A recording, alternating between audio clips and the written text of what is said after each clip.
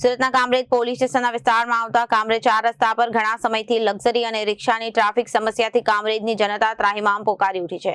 ત્યારે વરાછાના પીઆઈ રામભાઈ ગોજિયાની કામરેજ બદલી થતા તેમની સાથે કામરેજ ખાતે એક્શન મોડમાં આવી ગયા હતા। કામરેજ પોલીસ સ્ટેશનમાં હાજર થયા વિના દિવસે 50 જેટલી રિક્ષાઓ ડિટેન કરી આજરોજ 40 જેટલી લક્ઝરી બસોને ઓનલાઈન દંડ ફટકારવામાં આવ્યો। ત્યારે વરાછામાં 16 મહિના ફરજ નિભાવતા તેથી દરમિયાન વરાછા વિસ્તારમાં માથાભારે અને લુખ્ખા તત્વોને વ્યાજખોરીને જેલ હવાલે કર્યા।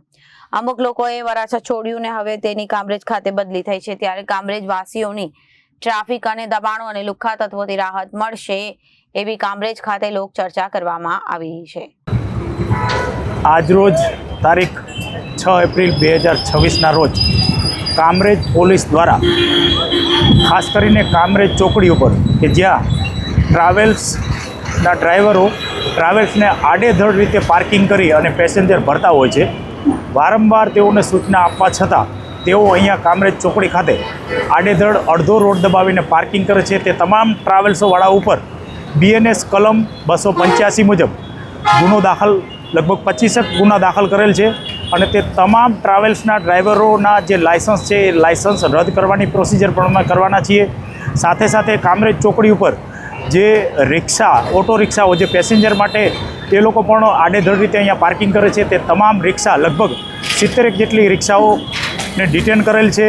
એ તમામ રિક્ષા અને ટ્રાવેલ્સવાળાને અત્રેથી કામરેજ પોલીસ દ્વારા કડક સંદેશ આપવામાં આવે છે કે હવે પછીથી કામરેજ ચોકડી ઉપર મહેરબાની કરી અને રિક્ષા કે ટ્રાવેલ્સ આડેધડ રીતે પાર્કિંગ કરી અને પેસેન્જર નહીં ભરતા, કેમ કે આ નો પાર્કિંગ ઝોન છે અને નો પાર્કિંગ ઝોનમાં જો કોઈ પણ ટ્રાવેલ્સ કે રિક્ષાને પાર્કિંગ કરવામાં આવશે અને પેસેન્જર ભરવામાં આવશે રોડ દબાવીને તો એમના ઉપર સ્ટ્રિક્ટમાં સ્ટ્રિક્ટ કડકમાં કડક કાર્યવાહી કરવામાં આવશે।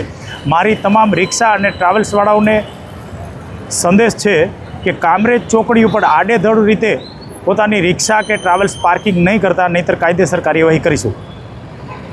Bureau report Janadesh news.